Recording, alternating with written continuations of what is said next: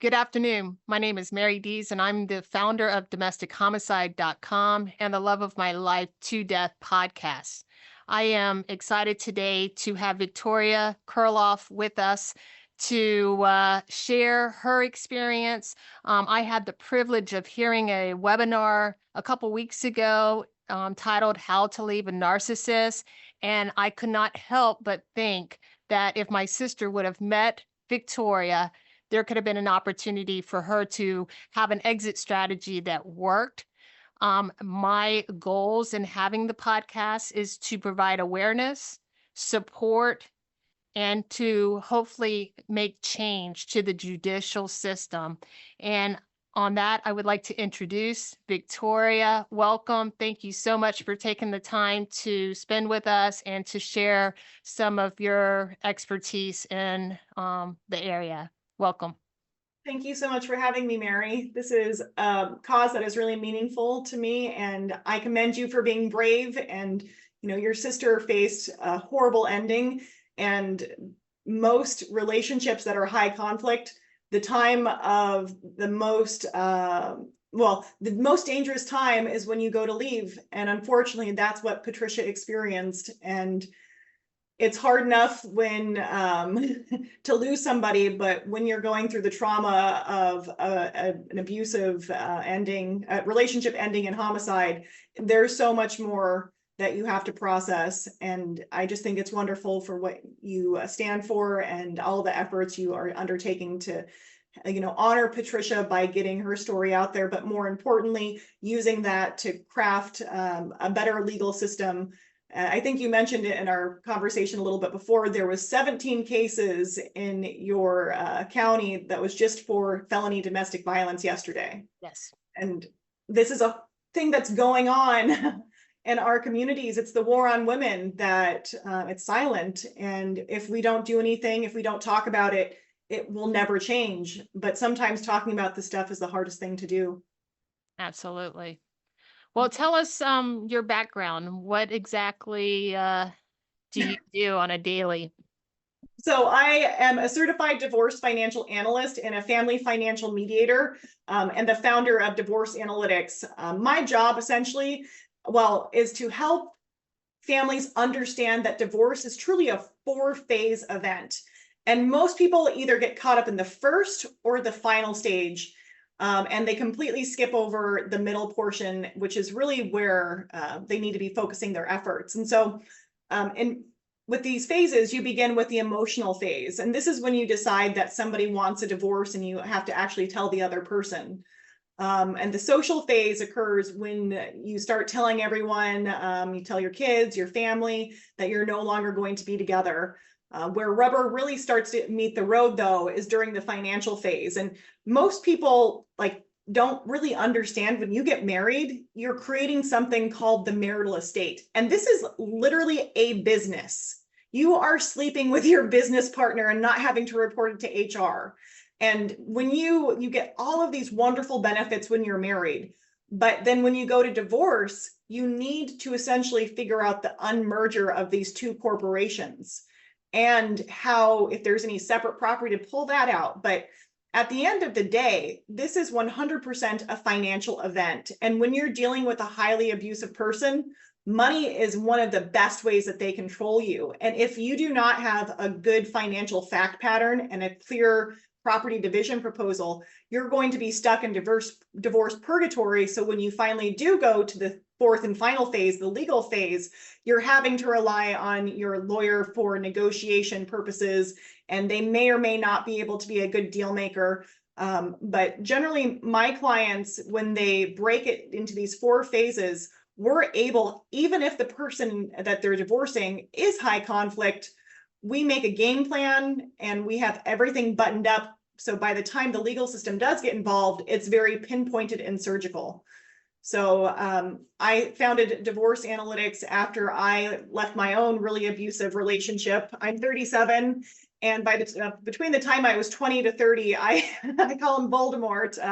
Voldemort was wonderful to begin with. Well, but Voldemort was my college sweetheart.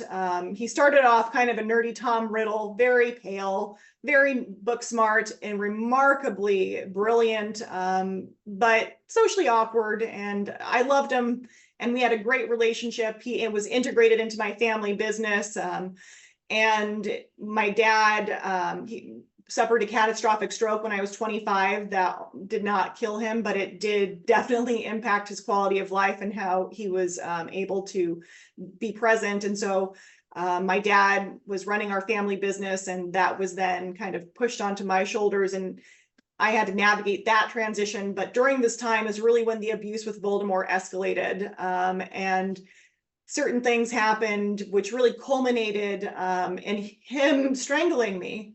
And up until that point, I thought that, God, I'm Russian, I'm half Russian. My dad was a Russian nuclear engineer for the CIA. Like, we prided ourselves as Kirilloffs, as being able to handle whatever psychological situation was thrown at us.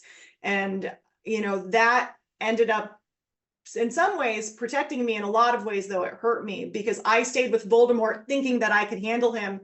And it was only until he was, in this fit of rage strangling me that I realized, oh God, this man has lost his mind. He wants me to, he's demanding an apology while he's cutting off my airflow. There's something in my mind that just switched. And I realized that, oh God, this was serious. And this was not like anything else, any other breakup I had experienced. This was, my life was in danger, and I needed to really start placating him. Otherwise, I was going to wind up in a box. And, I still have this memory of him being on top of me and me playing dead. And I realized it was, if I fought him, he was going to continue to strangle me. And if I was able to just lay there and let him do what he wanted, that was the only way for me to get out. And so right then and there, I made a commitment to myself that I was going to get out, but I didn't know what to do. Right. When my dad was, before his stroke, he was always the 900-pound Russian gorilla in the room that was going to take anybody out that messed with his family. Right. Well, and that's what Voldemort was attracted to. He loved my father. And, I didn't realize until later, it was because of my dad's wonderful, my dad was wonderful, that Voldemort was looking through his narcissism to acquire those traits of my father. And it was through possessing me that he could then possess those traits. And so when you're dealing with the mind of a psychologically damaged individual, it's not linear. There's a lot of things that they are not able to get on their own, and they don't truly love someone. This is all about either possession or dominion. And when I was under Voldemort's control, he had all of my wonderful character traits that he was able to add to his mental repertoire. And it was only after that I started to take a stand and started to have, more and more responsibilities that he started to feel out of control. And so our relationship was pretty physically abusive, and the strangulation was just one event in many. But it was really one that cemented in my mind how dangerous this man was. And I realized I needed to start taking action to get out. And I was so financially intertwined with him, and I've always made my own money, but we had a house together. We had all these shared expenses. This house was not like a small house. There was, an acre of property. There was a lot of landscaping and upkeep. And I realized that as I was trying to figure out how to leave him, I had put all of my love into this house. And it wasn't even with Voldemort that I was really trying to make the relationship work. This was just the lifestyle that I had established, and I had fought so hard to do it. And I didn't want to break it up, but I realized that, part of my healing journey has been to identify self-destructive behaviors. And I think as women, we're so constantly being pressured by the outside world to serve and to give more. And so to actually have a hard boundary and to say, this is not good for me. Sometimes it's like the first time we've ever done this, and it feels so foreign because we're used to being good little girls to sit and smile in the corner, right? How many times have we been told, oh, if you just smiled, you'd be so much more pretty?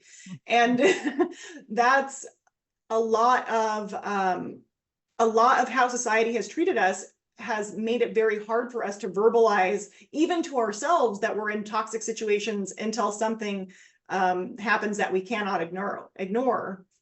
And so as I was putting all of my financial ducks in order, because I realized, my dad was always trying to take care of me. And he realized early on, he was an older father and he was not going to be around for the entirety of my life.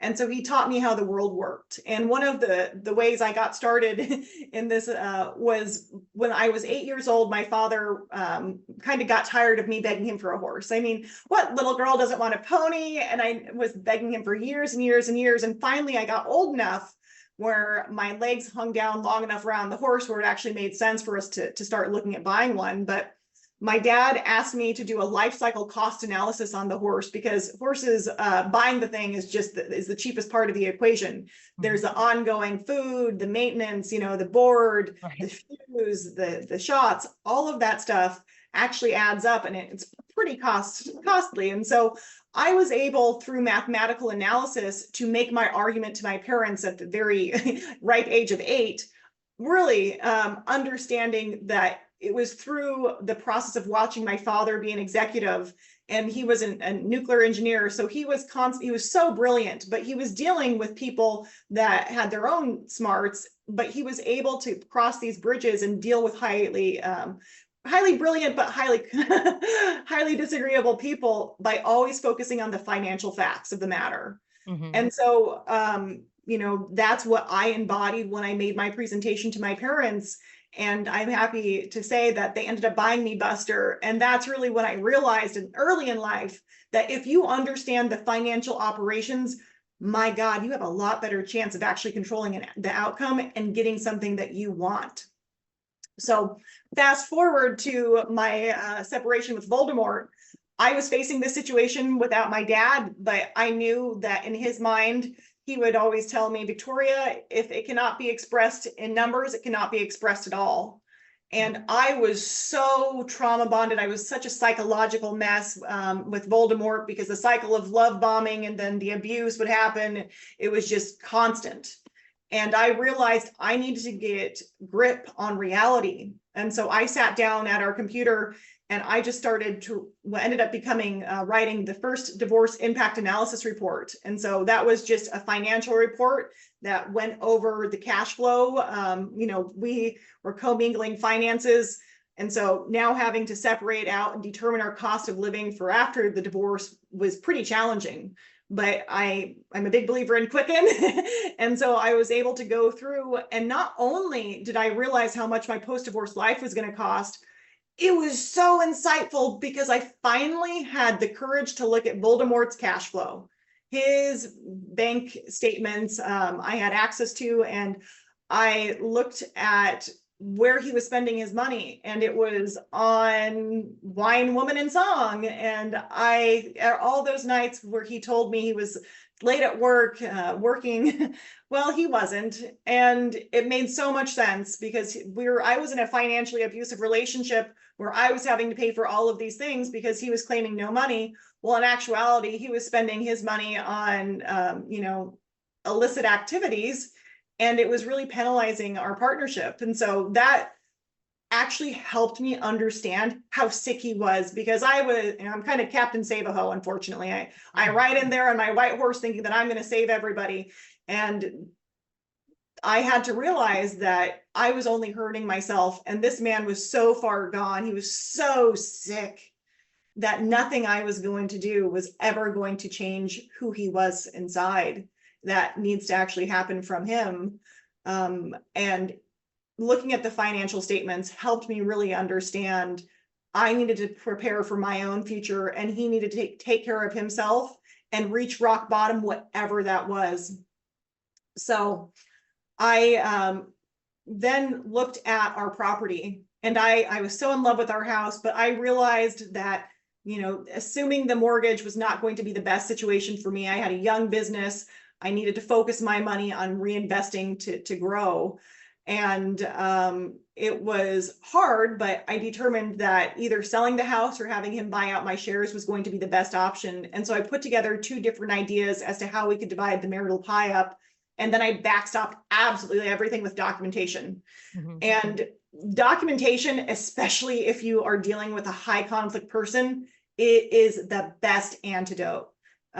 Because you need to, this person is not living in reality. Right. They have these pie in the sky ideas, and they need to actually be brought back to the earth. And the only way to do that is through facts, and facts that are documented cannot be disputed. So I created this report, and I knew that the more opportunity I had to talk with Voldemort, the more possibility there was for conflict. So I put everything, my heart and soul, into that report, and I just sat across our kitchen table and I gave it to him. And I didn't know how it was going to go, but I also knew that our best chance of doing this together was right then and there. And if I could prevent lawyers from getting involved, that was going to be much more beneficial. We can talk about that a little bit later, but if you are dealing with a narcissistic or psychopathic individual, they can use the law, the legal system, to continue the abuse. And a lot of the times, if you have a narcissistic person, they're going to go out there and find the most disgusting bulldog narcissistic attorney that's going to have absolutely no qualms with doing unethical activities, because they want the win. And in divorce, this is not about a win. This is about creating sustainable outcomes for both parties, because this is the biggest life transition of your existence. And if you are trying to use this to punish the other person, you're not fully invested in your future. And there's a lot more opportunity for you to agree to something or create a divorce settlement that's not ideal for you. So was he willing to give you access to these finances of his, or did you have to go? They were, he left them out. I mean, like, we had a pretty good, well, what ended up actually happening is he didn't pay the mortgage a few times. And then I got a notice from Equifax saying, hey, your credit score has been dinged because you have not paid. And so that was a huge point of conflict, because I'm like, I'm going to be the one who's bailing us out anyway, and you didn't give me, any warning, and so he decided that it was in his best interest, because his credit score also got popped. And I said, hey, I need to have control over, the finances. I need to be able to actually understand where we sit. And so because he wasn't wanting the responsibility, it then became mine. Gotcha. So, I mean, most parties, though, especially in my line of work, it can be very challenging to get information from the other person. And that's where sometimes you do have to rely on the legal system of subpoenaing records. But man, I can't tell you how many cases that I've been a part of that the other side that is the conflict driven side, they will drag out the financial discovery process for months, sometimes years. And it's really disgusting. Unfortunately, there's no divorce police that come out and say, oh, you haven't, disclosed your documents, and so we're going to throw you in jail. Well, there's a process, yes, and you might go in front of a judge, and then the judge might say, why are you, taking so long to disclose? But to actually get in front of that judge, it's a very long, arduous process. And generally, they're just going to encourage them to handle the documents over, and they're not going to punish them right off the bat. So it's Is just there a way for them to alter or change or hide the financial records? Oh yeah, there's all sorts of ways that people kind of try to commit fraud, but you can pretty much guarantee, as long as the statements are coming from the institutions, they're going to be valid. But generally, if you can go direct to the source and not have the X be the middle person, that's going to be a lot better off. I will say, if someone does submit fraudulent documents, well, in some ways that's kind of a gift, because they're demonstrating to the court the true extent of their personality. Mm-hmm. And when you are dealing with the court system and an abusive person, you need a long documented path of their behavior before the court will ever take action. And this is where it's very frustrating, because a lot of the court is based off of like a reactive measure, and there's not a lot of proactive things that you can do other than taking care of yourself. And a lot of us, especially when we're getting into relationships, there's the division of labor, right? Somebody will take care of the household, the other person takes care of the bills. And you got to stay connected to your income source, even if you have kids, right? Go down to part-time, but do not completely give up work, because that, at the end of the day, money is power. I mean, if you are trying to solve a complicated situation, and if you do not have money, it's not going to get solved, because there's so many different avenues you're going to have to fund to try to find a solution. And this is the hardest part, because a lot of us, especially women, right, we have kids and we want to spend time with them. And so we don't realize that if we do give up our economic opportunity, that is a potentially, bomb later down the road. So finances are generally one of the highest areas of conflict in a divorce, because that's where you have the high conflict person being able to exert most of their control. So a lot of the times when you are leaving these abusive situations, you're not going to have all of the financial statements. Sometimes you actually do have access, depending on how your partner is, right? Some of my clients, they are completely trapped and their husband has them on electronic surveillance. And, that operation is more about, let's get you out safe. And then we can start putting together the financial components of your divorce. But at what stage does someone reach out to someone like you to help them in a divorce procedure? Is it well before, is it during, or is it after? Well, I get clients that come to me during many stages of the divorce, but honestly, I think I have the best opportunity to truly shape the outcome in the beginning stages, especially in the pre-planning stages, where you might have access to, their file cabinets. You can, look things up, or, gather information a little easier. And it also depends on how abusive the relationship is, right? Sometimes we don't realize we're in a narcissistic relationship until we actually go through the divorce process, and then all of this information kind of comes out. But when you're dealing with a highly abusive person, you need to have a game plan, and you need to do all of your homework before you actually inform them or you leave, right? And some situations are different and you just need to get the hell out. But if you are, kind of trapped, you do your research, you communicate with your professionals. So really, to deal with a high conflict divorce, you need to have a great divorce team, because most professionals, actually, especially divorce professionals, first off, they're not skilled in high conflict personality disorders. I have kind of made this my life's mission. I had a mother that was mentally ill growing up, and then that led to me finding a super abusive relationship with a narcissist. And I I always kind of like to joke and say I went from Voldemort to a Ted Bundy, and then I put myself in therapy and stopped dating everybody.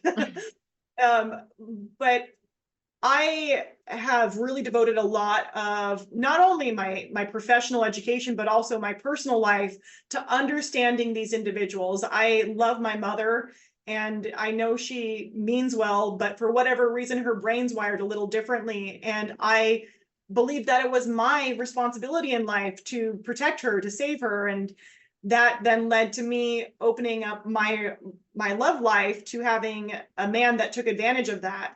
And so I had to learn my own boundaries and what, the tools of narcissism are, because these people are charming, they entrap you, and it's very easy to get caught up. And then everyone looking in from the outside, they see this perfect image. But in actuality, the only thing perfect is that freaking picture. Everything else is a shit show. And you don't want anyone to look, inside the house, because it's a disaster, and it's not, this loving home. It's where the abuse takes place. And so when you are dealing with the actual operations, there's the legal operations, and then there's the financial and emotional operations of leading somebody like this. And you need to have a divorce coach that is skilled in narcissism, because divorce coaches are essential, because they're going to help you regulate your emotions and come up with communication strategies, and just kind of give you a general guide to help you navigate all of this uncoupling process. But with the financial phase, you need to have someone like myself, a certified divorce financial analyst, that can put together all of the material, but then also know how to deal with the other person. And then your attorney, they need to be rooted in understanding narcissism or psychopathy, whatever it is that you're dealing with. Because what I have often seen is when an attorney is not skilled in this, they actually end up becoming a part of the triangulation, and they aren't meaning to, but they somehow then become a flying monkey for the narcissist, and it creates a really dissatisfied feeling with the clients that have to go throughout this process. So understanding that if you're facing a high conflict divorce, you absolutely need to build out the right team and interview all the right people so you feel confident in who you actually are working with, because this is not easy. This is like, divorce is so hard because unless you've been divorced once, you're not going to understand how really to do it. And all of our other relationships up until this point, you pretty much just tell the other person you don't want to see them, and then that's it. Right. Well, your marriage contract is a legal contract. It is a business. And now you have to figure out how to separate it. And so there are so many little nuances that can be used to continue the abuse, that if you're not working with a team that understands this and how to protect and kind of prevent this, it can just be really disastrous. Prior to the webinar that I attended, I had never heard of a divorce coach. I know that coaching in athletics and coaching in business and coaching in family, that was a new concept that I had never thought of. Is it something that is becoming more known? How would someone have that type of information? So generally, like, I think divorce coaching is pretty new comparatively. And what I think happened is there's a lot of people that went through the divorce experience just relying upon their attorneys, right? And attorneys, their job really is only to deal with the legal system and to negotiate if you can't do it for yourself. And that left a huge percentage of what that client needs getting unmet. And so a client needs somebody that's going to be able to help them like regulate their emotions, and that's going to help them create strategies so they can stand up to their spouse. Especially if you have a child, you now have an ongoing co-parenting relationship. And truly, even if you are in a high conflict divorce, this is a period of rebirth. I mean, we're not getting divorced because this is fun. This is a pledge for freedom, right? When I was leaving Voldemort, the only thing I had in my mind was freedom and independence, because I was so trapped. I felt like a prisoner in my own home. And I was so vested in seeing out who I could truly be without the abuse, without his manipulations, without his childish behavior, without him coming home drunk at 3 a.m. and turning on all of the lights because he wanted attention. Instead of just telling me that, hey, I'm home, I'd like to snuggle with you, it had to be dramatic. So it had to be abusive. And I realized that I was put on this planet for more than being his doormat, and focusing on my independence was the only thing that got me through it. And so a lot of people, especially, I have great therapists and I was able to rely on them. But a divorce coach is a little different, where they are, most of them are like they're certified divorce coaching, a CDC designation. That means they've gone through the coaching program. A lot of divorce coaches have gone through their own miserable divorce, and that's why they do this. Right. Especially if there's kids involved, that is so hard, because it's not just like with Voldemort and I, we had no kids, just a cat, and we could have a definitive end. But with a lot of these people, the relationship continues. And so you need to actually learn how to be less psychologically interesting. And so this is something I did when I was leaving Voldemort. When you're dealing with a narcissist, they are essentially like human drug addicts. They do not see people as agents, people with their own agency and individuals in their own right. They view you as a source of narcissistic supply. And so supply to them is like what makes the world go round. They need to be seen in order to feel like they exist. Mm-hmm. And so a lot of the supply comes from the intimate partner primary source relationship, which is generally your wife or your husband. And you need to become a little less interesting.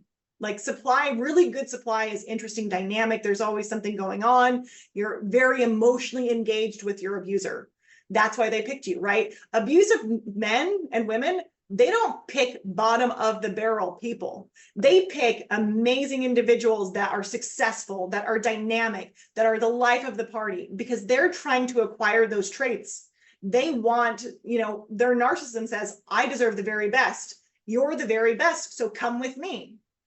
And you have to, for me, what I was able to do, I didn't do it all at once, but I slowly started to become less interesting. I didn't engage with him as much. He had a mistress and it broke me to find out, but honestly, it was one of the best things that, I hate to say it, that happened to me, because then instead of just looking to me to provide him his emotional regulation, he had her too. And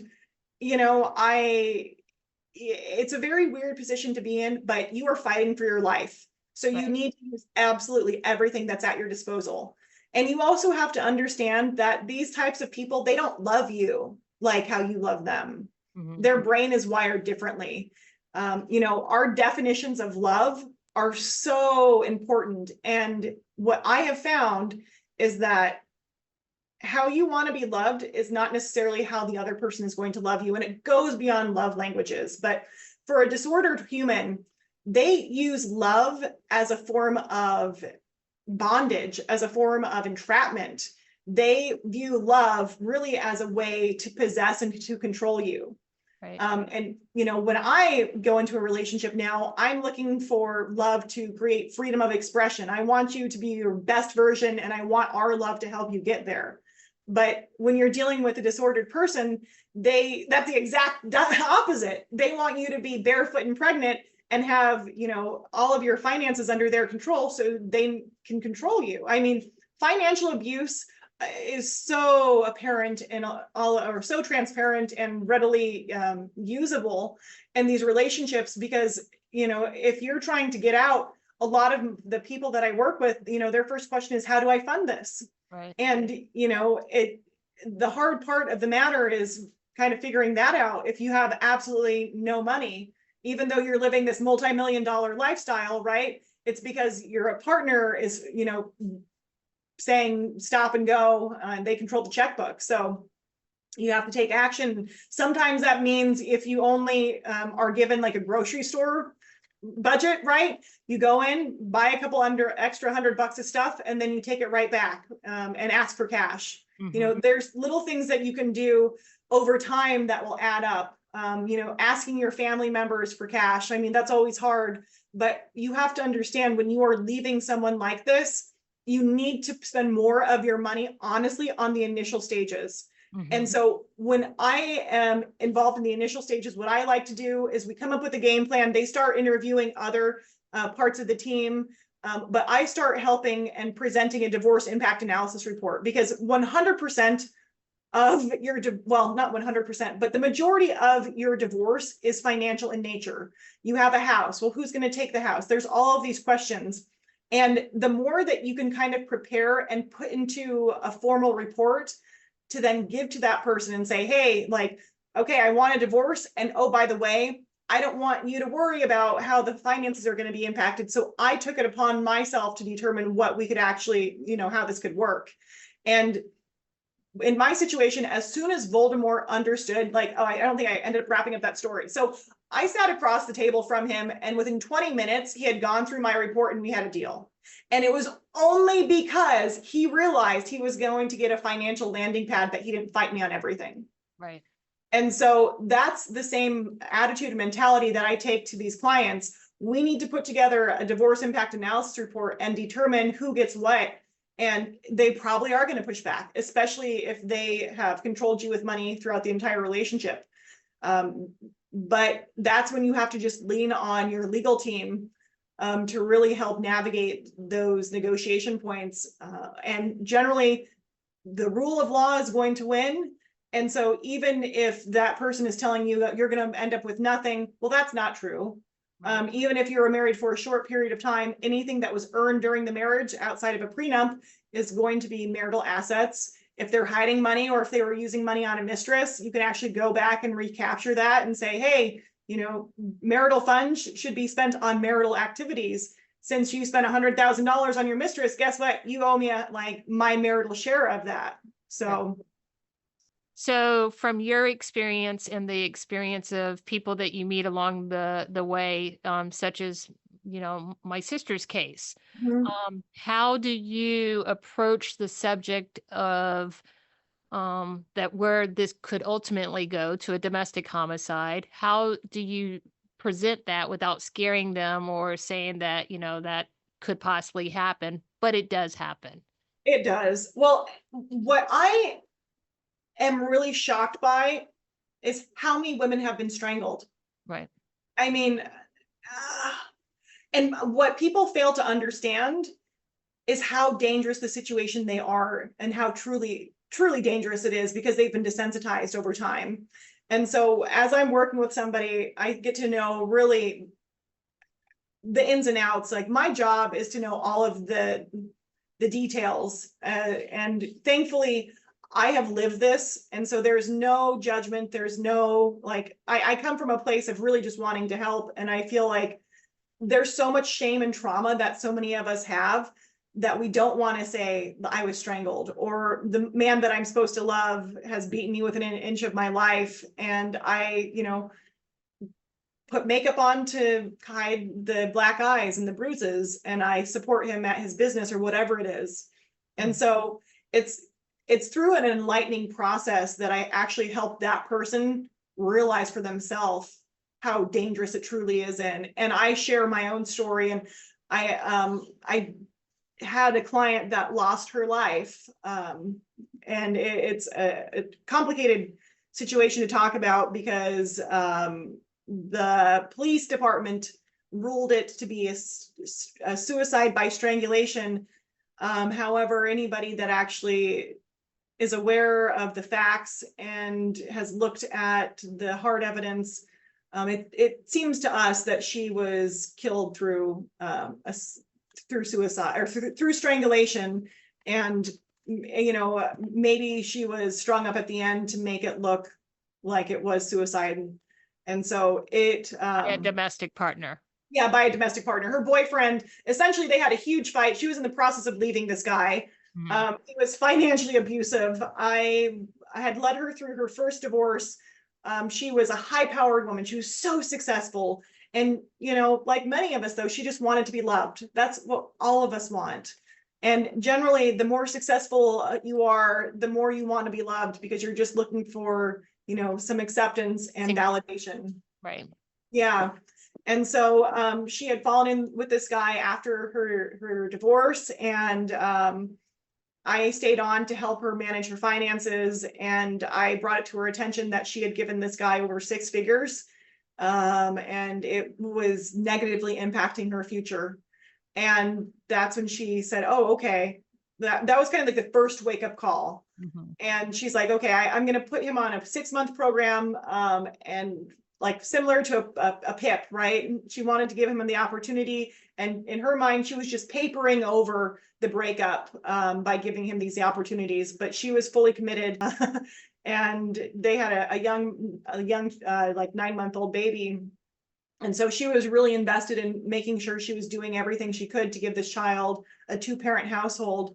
Well, the boyfriend, he had, how do I say it?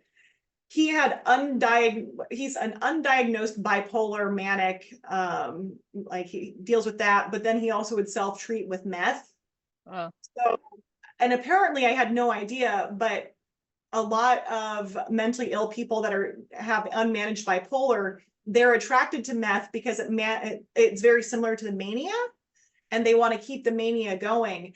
And so it was horrible, because she worked her tail off and she bought a beautiful home. She had a beautiful home, and this man had gone through and pretty much destroyed everything in his meth binges, and he was trying to remodel the house. Well, honestly, how I viewed this as him trying to keep the control and the chaos. And so, when she wanted to leave him, he'd start a new project. And then he's like, well, you can't leave me because the house is in disrepair.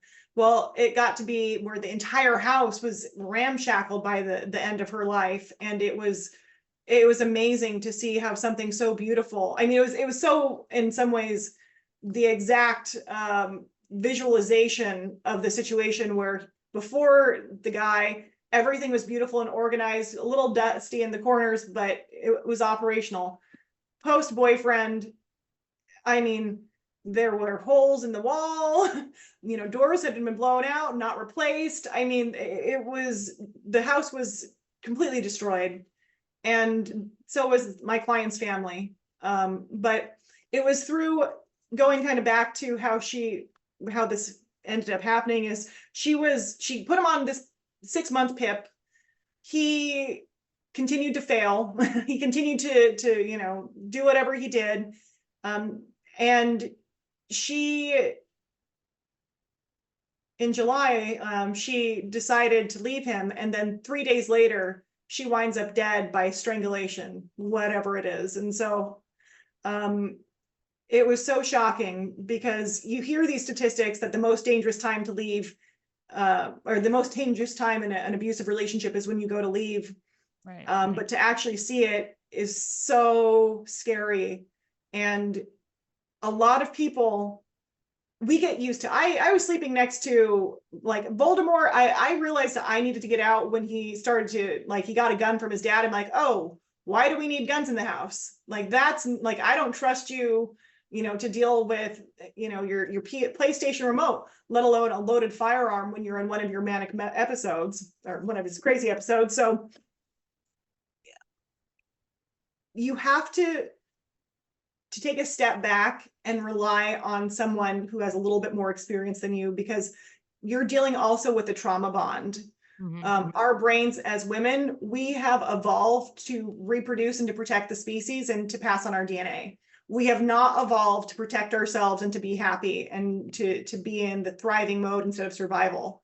Mm-hmm. So like through my own research, I was trying to understand why I stayed with Voldemort for 10 years.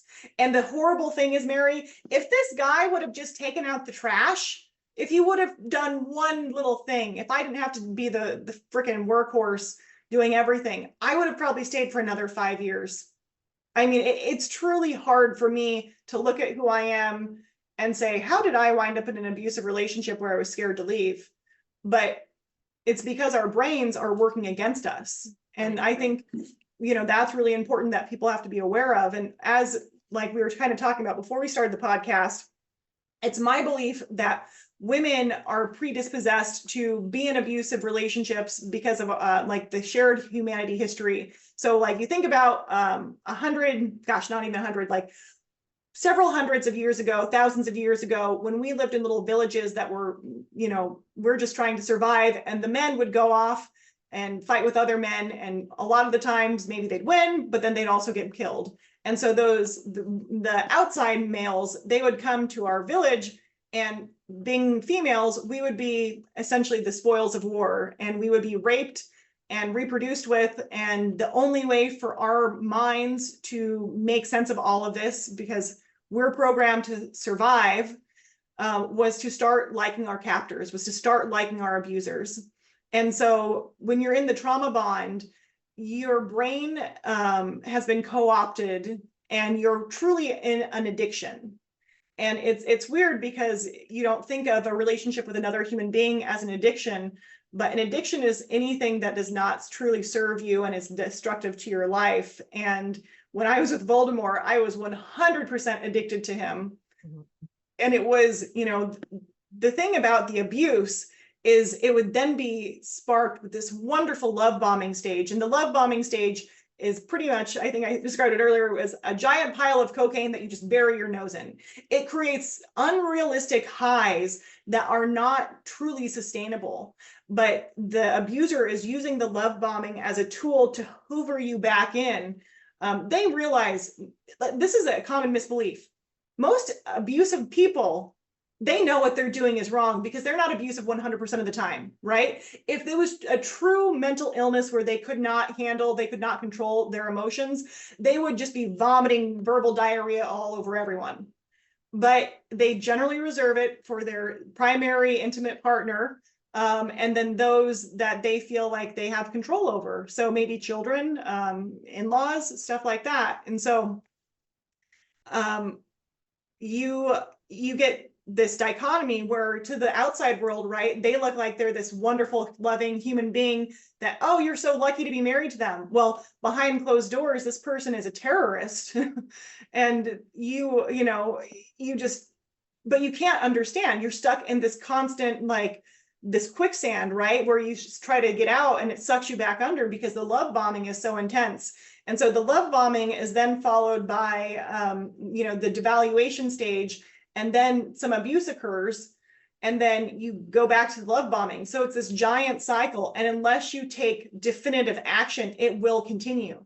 The hard thing that I realized about love bombing is the high is so high that most normal relationships with a healthy person, you're not going to experience that. And so that's part of most people's healing journey, and certainly part of mine, right? Normal relationships are remarkably boring. There's not a lot of push-pull dynamic.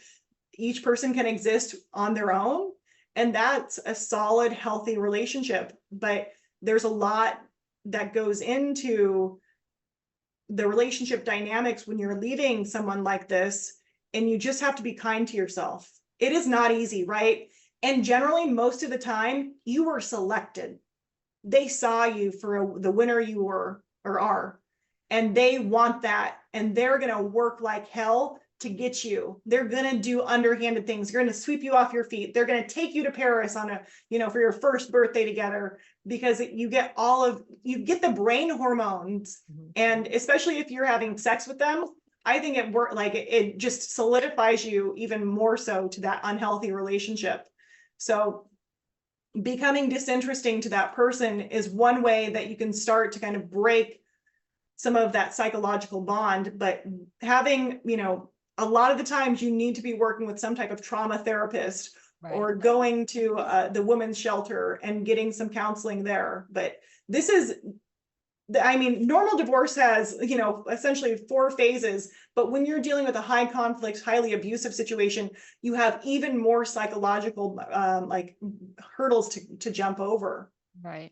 Yeah. And a mutually funded couple that has a certain lifestyle that they're living, with, being able to go to fine dining restaurants and being able to go travel and do those things. There's a fear of losing that because of the two, financially combining to be able to do that or have those type of luxuries.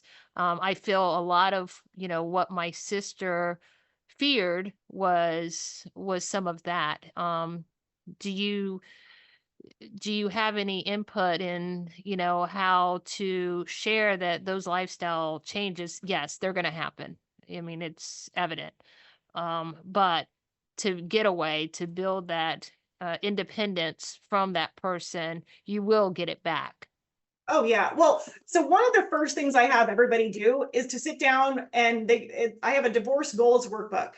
And so many people, they are trapped in this narrative, right? I can only have these nice things if I'm with this person because that's how I got them. Well, you have to create an alternative narrative and remind yourself that you are an economic powerhouse. Even if you have given up your career to stay at home and be a mom, you are so skilled in all of these ways that you just need to recalibrate and remember your true power and connecting to that. But then also you need to have a really good vision of what you want your post-divorce life to look like. Right. I didn't want to sell my house. To this day, I have problems when I can't drive through that neighborhood. I just stay all the way on the opposite side of town. But I thought that it was only with Baltimore I was going to be able to afford nice things. And that's not true. That was a bad belief. It was one of the prison bars that I put on my own prison. And I was scared because it was something that I didn't know about. Right. It was only through the financial report creation process that I understood I was going to be okay. Yeah, I took a serious lifestyle hit, but what I gained was so much more and powerful. After that house, I moved to a little bohemian neighborhood, and it was so cute, but the house was not luxurious. It was kind of a hole in a wall, but it was my safe space. Right. And yeah, your lifestyle is going to change, but what you're going to get out of it is freedom and the ability to be peaceful. You know, I think the most lonely time of my life has been during the holidays with Voldemort and his family. You know, it was a completely full house, but they were all very disordered and highly conflicted individuals. And it was all about showing, you know, look at what I did this year. It wasn't about like, let's come together and build a deeper bond as a family. No, it was show ponying and trotting out achievements. And it was very superficial and shallow. And I can happily say that going, you know, downsizing was truly the keys to freedom, because you think you need a big house, you think you need the nice car. Can I tell you something? You don't. Right. Like, you really would be amazed at how little you can get by on. I mean, yeah, we don't want to do it, but that's why you need to view your divorce truly as a financial event, because this is just a bump in the road. You have, like, gosh, who knows how long to live, you know, anywhere from 5 to 5,000 years ahead of you, right? And but the one thing you have to keep in mind is that this is a period to rebuild. And there's going to be bumps and bruises along the way, but that's why you have that really clear divorce goal. How you want your post-divorce life to look like. For me, I wanted to be completely economically independent of anyone. I wanted to own my own house. I wanted to make my own money and take care of myself. And fighting for those goals on an everyday basis for the last 7 years or so, 5 or 7 years, it drove me. And to see that I could do it made me even more powerful. And so, yes, there is going to be a change, but at the end of the day, nothing is worse than going to bed absolutely miserable next to the person that you're supposed to love. Right. And there is an economic cost to that too, that I think people fail to consider. So I have rheumatoid arthritis, and when I was leaving Voldemort, I was dealing with like 4 to 5 headaches, migraines, like full-blown migraines a week. I was constantly like going back to my rheumatologist to see if there was any other thing we could try.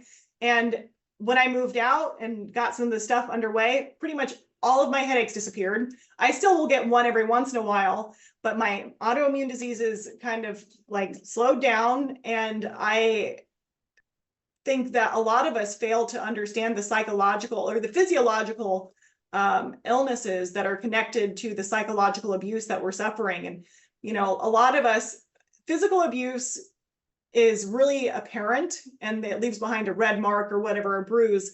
But psychological abuse is so much more insidious because there's not a definitive path that you can say was cut by this person and their psychological machinations. Mm-hmm. Well, it's there. Trust me, it's there.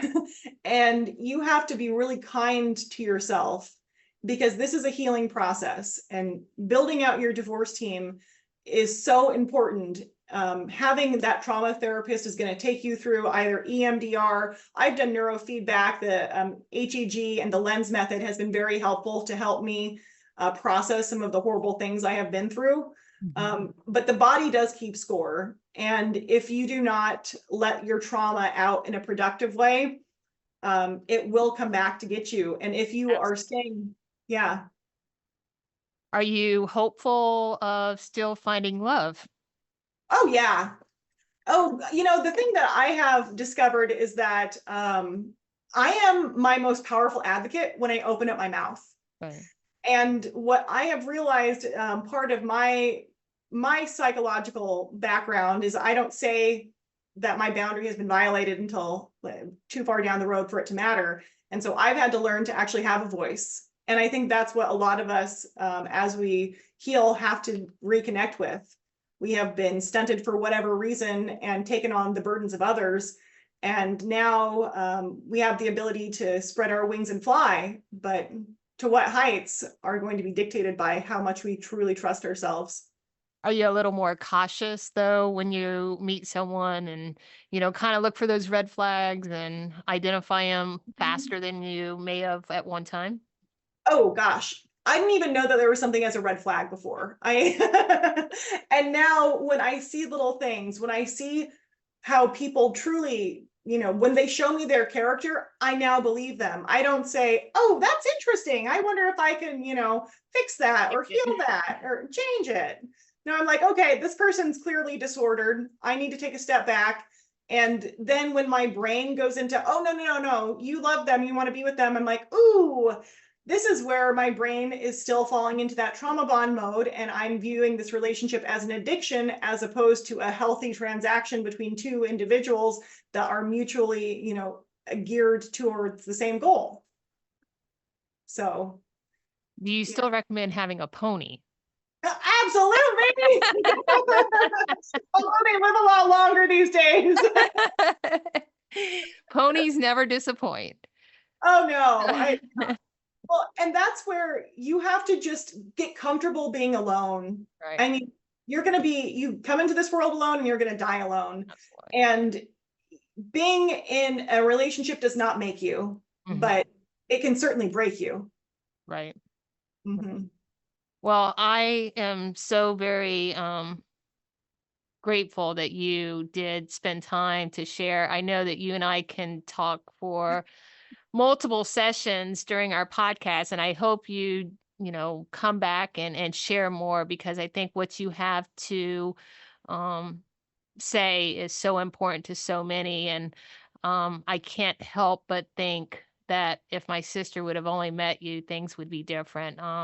So that being said, I hope that others seek you out or seek others out that are professionally knowledgeable in the area of exit strategies in divorce. So whether that's through coaching, financial advising, or having the right attorney, I think this is so meaningful. And I just want to open the floor if there's anything else you would like to say. And, hopefully we'll be able to do this again soon. Well, thank you so much, Mary, for having me on. I commend you for putting yourself out there and honoring Patricia. This is hard work to do, and it is not, you know, it it's the best way to honor, my client and your sister is by helping other women because you Absolutely. don't have to die. No, The no. thing that I struggle with the most is everything I did for my client and her family, I could have done when she was alive to protect her, Right. and we would have not been mourning her passing. And it hopelessness only comes when you have been cut off Hmm. from people who love you and finding the right answers, but you do not have to go through this alone. In fact, you need to rely on someone who has experience in leaving an abusive person because it is so dangerous. Right. Um, and everything can be solved for. I mean, you are not trapped, and you probably have been fed a whole stream of lies that have confused you, and that you do not need to be ashamed of. You Right. have been targeted, you were selected, you were groomed, you were manipulated to be the perfect form of supply for your abuser. And you have to almost say, "Hey, I'm so great, they wanted me." Try to make it a little light of it, but you are going to be able to be that person. In fact, you're going to be stronger. Right. So many of my clients that I lead them through their abusive divorce, and they come out and they're like, I'm gonna help other people do this because I couldn't imagine ever leaving, and I did. And Right. now look at my life, it's so great. And you are not isolated. You just need to ask for help, and there's no shame in that. So either reaching out to the domestic violence hotline if you're in immediate danger, or reaching out to me. I mean, my goal is to help people navigate this, whether it's working with me or if I just can help them get the right person on their team. Right. This is my life's work, and I am so grateful for the opportunity to share a little bit about my experience. But just know that you are stronger than you could ever imagine, Yes. and you don't have to be abused. you can take a stand and say no more and get out safely.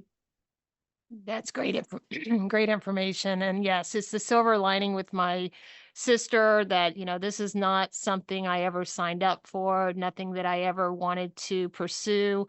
However, I feel at my very best when I'm talking about it, not letting my sister die in vain. She does have a story that she's still going to tell. And I will absolutely post your information on being able to contact you. I do believe that there is people out there to help in any situation, and we need to, just let it be known. Let it be known that there's divorce coaches. It's not just sports coach or business coaches. There's divorce coaches to help navigate the waters that are difficult. But that being so much better than the alternative of the family members having to navigate such a horrific journey of domestic homicide. So thank you. Thank you. I greatly appreciate you. It was so awesome to meet you virtually. And one of these days, I hope to meet you in person. Oh, absolutely. I feel like this is the beginning of a very long relationship between. Absolutely. Absolutely. Well, thank you so much. You have a good rest of your day. You too. Thank you so much. Bye bye.